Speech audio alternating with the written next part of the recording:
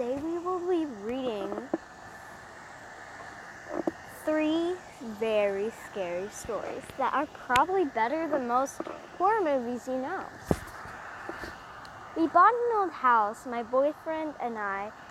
He's in charge of the new construction, converting the kitchen into the master bedroom, for instance, while I'm on wallpaper removal duty. The previous owner prepared every wall and the ceiling, removing its brutal but oddly satisfying. The best feeling is getting a long peel, similar to your skin when you're peeling from a sunburn. I don't know about you, but I kind of make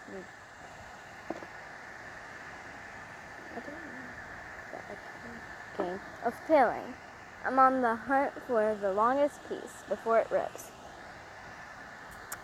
Under a corner section of paper in every room, there was a person, name, and date. Curiosity got the best of me. One night, whenever I Googled one of the names, I discovered the person was actually missing.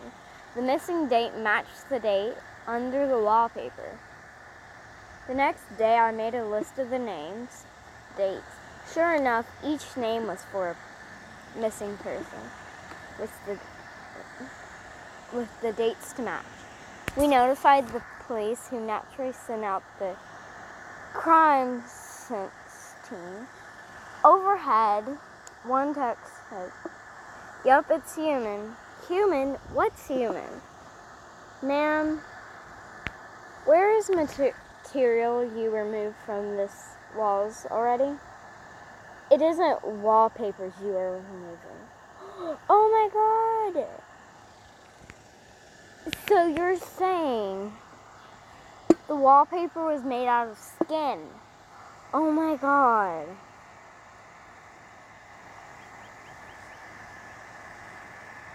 Oh my God.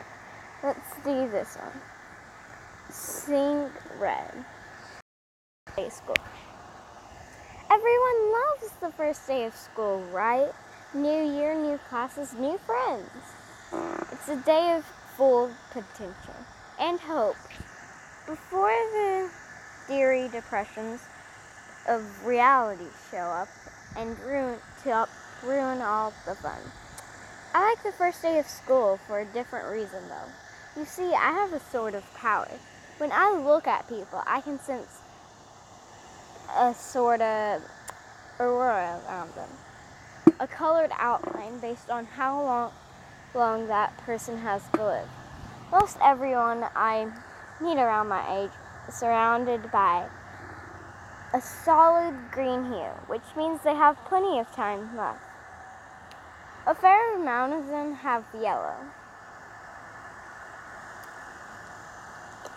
orangish tinge to their aura, which tends to mean a car crash or some other tragedy. Anything that takes people before their time. As they say, real fun is when auroras venture into red.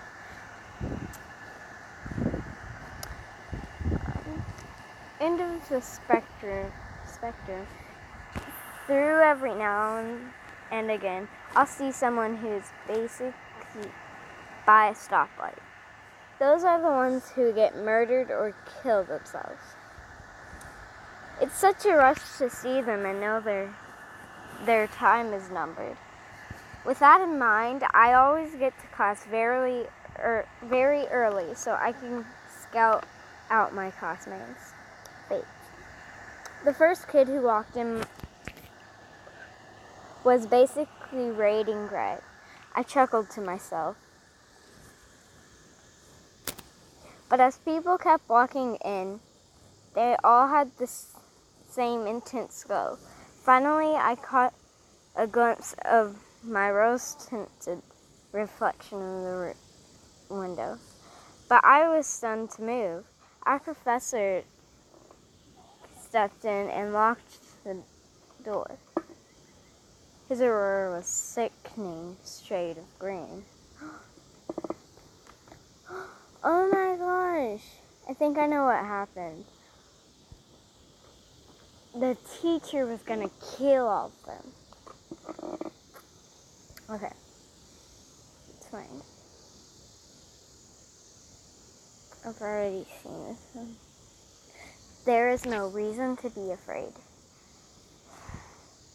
When my sister Betsy and I were kids, our family lived for a while in a charming old farmhouse. We loved exploring its dusty corners, climbing the apple tree in our backyard, but our favorite thing was the ghost. We called her Mother because she seemed to be kind and nurturing. Some mornings, Betsy and I would wake up, and on each of our nightstands, we'd find a cup that hadn't been there the night before. Mother had left them there, worried that we'd get thirsty during the night. She wanted to take care of us. Among the house's original furnishing, there was an antique wooden chair, which kept against the back wall of the living room. We never were preoccupied, can't speak, watching TV or playing a game. Mother would always inch that chair forward across the room towards us. And sometimes she managed to move it all the way in the center of the room. We always felt sad putting it back against the wall. Mother just wanted to be near us. Years long after we moved out, I found an old newspaper article about the farmhouse original occupant. A widow. She murdered her two children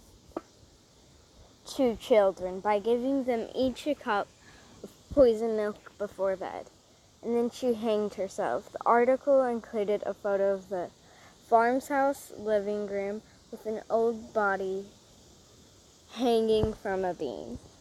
Beneath her, knocked over, that was the old wooden chair placed exactly in the center of the room. Oh my gosh. So they got poisoned? I don't know. I think this is going to be our last one. The perfect plan. On Monday, I came up with the perfect plan. No one even knew we were friends. On Tuesday, he stole a gun from his dad. On Wednesday, he decided to make our move. During the following day's prep rally. On Thursday, the entire school was in the gym. We waited outside the doors. I was to use the gun on whoever walked out first. Then he would take the gun and go into the gym, blasting. I walked up to Mr. Quinn, the guidance counselor, and shot him in the face 3 times. He fell back into the gym dead.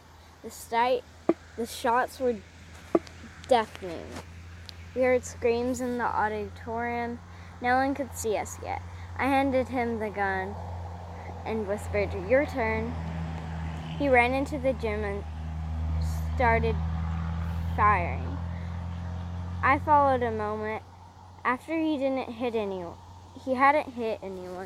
His kids were scrambling and hiding. It was mayhem. I ran up behind him and tackled him. We struggled. I wrenched the gun out of his hands, turned it on him, and killed him. I closed his mouth forever. On Friday, I was a hero. It was indeed the perfect plan. Oh my gosh, wow. Just wow. I think I'm gonna read one more story.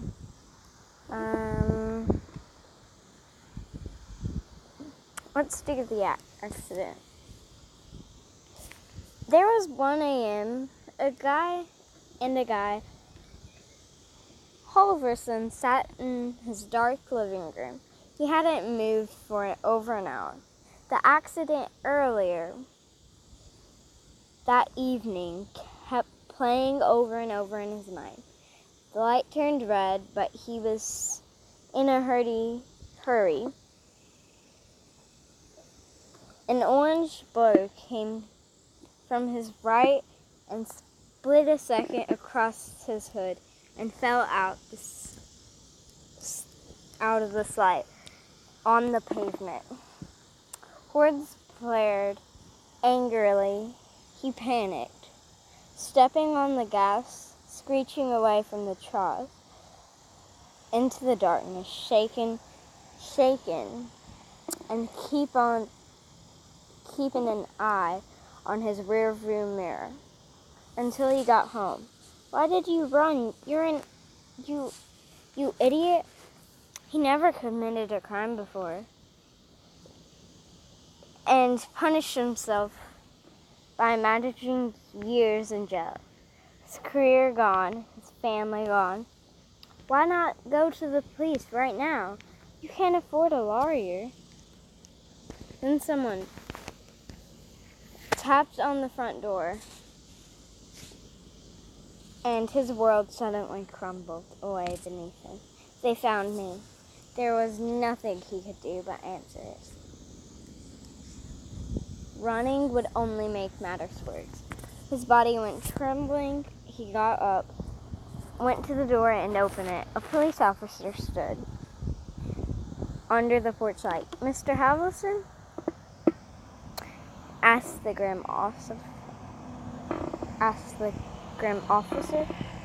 He let out a definite. "Yes, let me. I am terribly sorry. I'm afraid I have some bad news. Your son's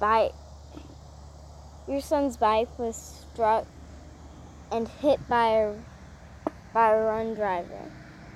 This evening, he died at the scene. I'm very sorry for your loss." Oh my gosh!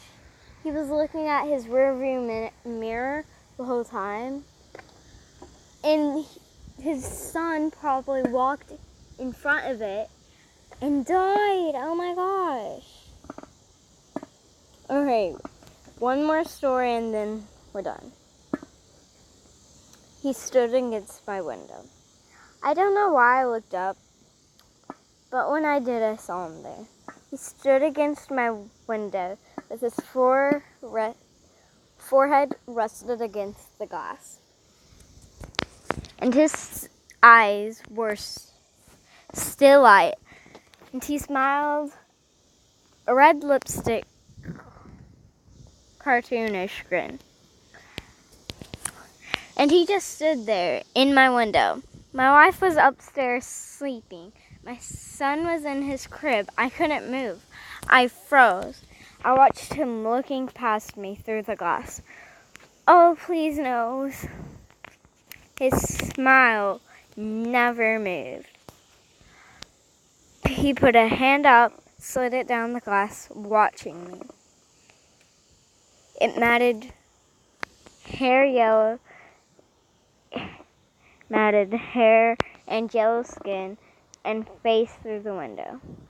I couldn't do anything. I stayed there frozen, feet still in the bushes. I was punning, looking into my home. He stood against my window. Well, I guess that's it. Bye, Wolfies.